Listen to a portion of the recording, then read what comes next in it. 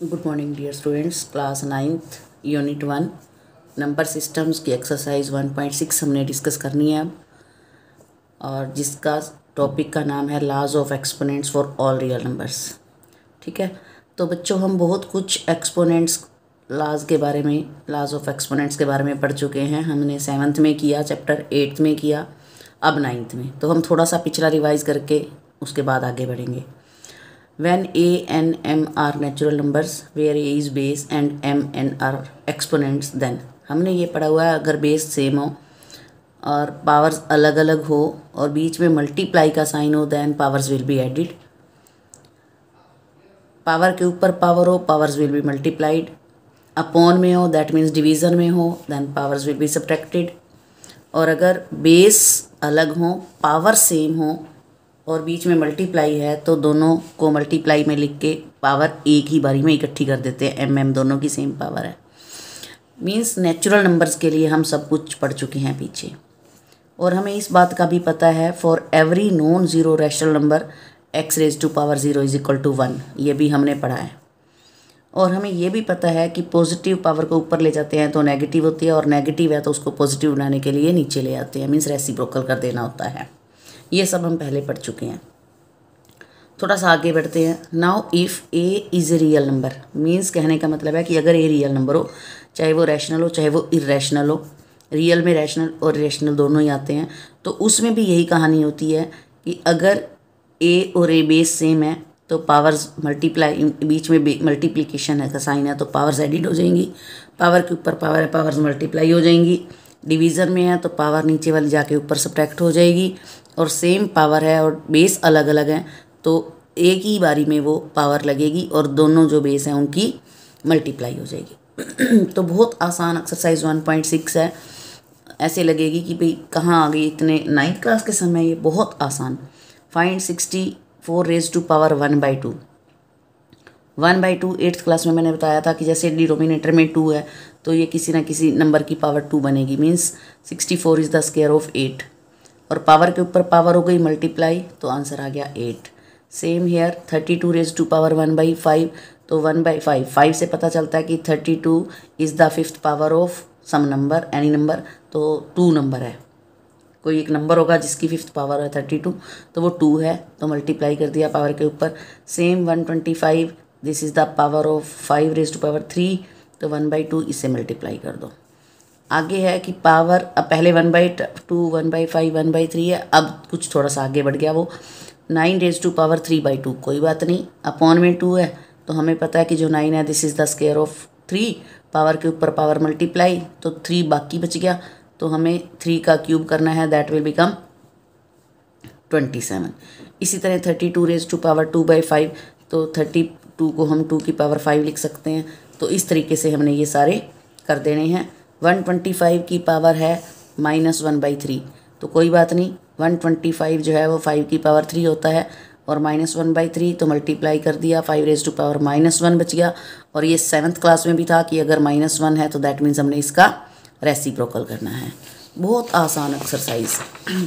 उसके बाद है question number 3, simplify 2 raise to power 2/3 into 2 raise to power 1/5। थोड़ा सा एक स्टेप आगे बढ़ गए।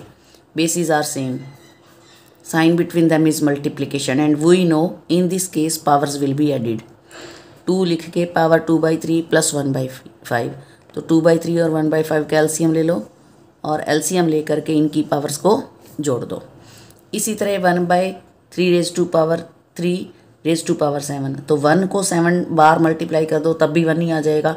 तो 3 रेज टू पावर जो 3 थी उसके साथ पावर 7 मल्टीप्लाई हो जाएगा, तो 3 रेज टू पावर 21, 1 अपॉन में आ रहा है, अगर इसको ऊपर लेके जाना है तो -21 हो जाएगा।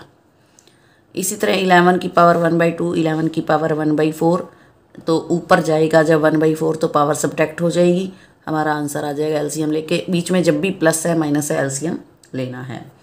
अब यहाँ पर 7 raise to power 1/2, 8 raise to power 1/2, अब बेस अलग अलग है बट पावर सेम है, और बीच में मल्टीप्लाई का साइन है तो लगा दिया, और पावर एक बार 56 रेज टू पावर 1/2। तो प्यारे बच्चों, इस एक्सरसाइज में बहुत छोटे छोटे आसान से सम थे, बट पेपर में इतना आसान भी एक नंबर का आता है, बट थोड़ा सा कोई डिफ़िकल्ट भी आता है। तो थोड़ी सी मैंने कोशिश की है, 3 सम एक्स्ट्रा लिए हैं। बाकी जब ऑफलाइन क्लासेस लगेंगी तो हम बहुत कुछ एक्स्ट्रा और कराएंगे। इसमें है which is greater, 3 square root के अंदर 3 है, मीन्स ये इंडेक्स है 3 और ये 4 रूट के अंदर 4 है। इन सम्स में क्या करना है, कौन सा ग्रेटर है जिसका इंडेक्स अलग अलग है, ये 3 और ये 4। तो सबसे पहले हमने इनका इंडेक्स सेम बनाना है। आप यहाँ पे मैंने लिखा है एलसीएम ऑफ 3 एंड 4। अब आपको ये देखना है कि मैंने एलसीएम जिनका निकाला है वो अंदर वाले नंबर हैं या बाहर वाले। तो आप इंडेक्स देखिए 3 और 4, ये इंडेक्स में जो 3 और 4 है मैंने उनका एलसीएम निकाला है और उनका एलसीएम है 12। अब 3 रूट के अंदर जो 3 है मैं उसको क्या लिख सकती हूँ, इसका इंडेक्स हम सेम बना देंगे।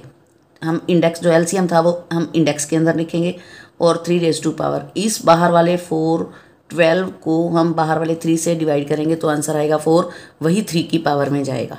तो 3 की पावर 4 होता है 81। इसी तरह जो 4 के रूट में 4 था तो हमने यहाँ 12 बना देना है, दोनों का सेम बना देना है, तभी हमें पता लगेगा ग्रेटर कौन है। अब अंदर क्या आएगा, 4 के ऊपर बाहर वाला 12 है और इधर बाहर वाला 4 है, तो 12 को 4 से डिवाइड किया 3, जो 3 आएगा वो 4 के पावर में आ जाएगा, तो ये आ जाएगा 64। अब दोनों का इंडेक्स सेम हो गया बाहर, तो मीन्स इन दोनों में से कौन बड़ा है। अब आपको पता है ग्रेटर है 81। अब 81 जो है वो किस नंबर से बन के आया था, 3 raise to power 4 means 3 root 3।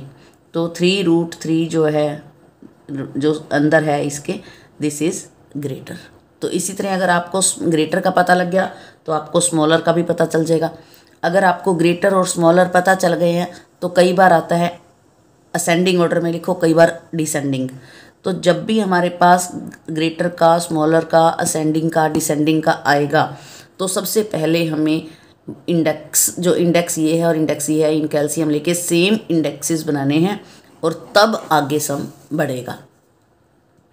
अब की बार है डिवाइड, 12 15 रूट में 4, 8 3 रूट में 3। अब देखते हैं बाहर वाला तो 12 और 8 हो जाएगा डिवाइड, लेकिन इन नंबरों में इंडेक्स सेम नहीं है, 4 और 3 अलग अलग है, तो यहाँ भी वही एलसीएम लिया जाएगा।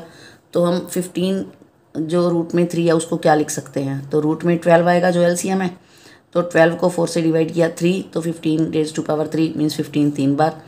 तो 3 रूट में 3 था तो यहाँ पे 12 बनाना है क्योंकि एलसीएम 12 था, तो 12 को 3 से किया डिवाइड, अंदर 4, तो इसको 4 टाइम्स। मैंने इसको एज इट इज़ लिखा, मल्टीप्लाई क्यों नहीं किया, क्योंकि आगे कटना है, ये डिवाइड है, डिवाइड का मतलब अपॉन। तो 12/8 तो 15 रूट 4 और 3 रूट 3, इसको मैं क्या लिख सकती हूँ, 12 15 3 बार और 12 3 3 4 बार, और 12 और जो 8 बाहर थे वो आपस में 4 की टेबल पे काट दिए, 4/3/2 आ गया। और ये भी 12 है, ये भी 12 है, तो इसका मतलब है दोनों का एक ही इंडेक्स लग जाएगा और जितनी टर्म्स कटती हैं उनको काट दो और आपका आंसर आ जाएगा 121/3 और इंडेक्स में आ जाएगा आपका 12। तो बड़े केयरफुली आपने करना है, एक बार समझ नहीं आता वीडियो को 2 बार कर देख लो। उसके बाद है सिंप्लीफाई, 81 रूट में 4 है, 8 2 16 रूट में 3 है, 15 32 रूट के अंदर 5 इंडेक्स है और 225। तो कोई दिक्कत नहीं है, जो पावर 4 है यहाँ इंडेक्स के अंदर जो पावर होता है, आपने 8th क्लास में उसको एक्सपोनेंशियल फॉर्म में लिखना सीखा था, तो ये 81 की पावर 1/4 कह रहा है। 8 एज इट इज़, तो ये 216 की पावर 1/3 आ जाएगी। 15 एज इट इज़ 32 की पावर 1/5, ये हम सब 8th में करके आए हैं। और प्लस जो 225 है इसका हमने रूट निकाल दिया और वो आंसर आ गया हमारा 15।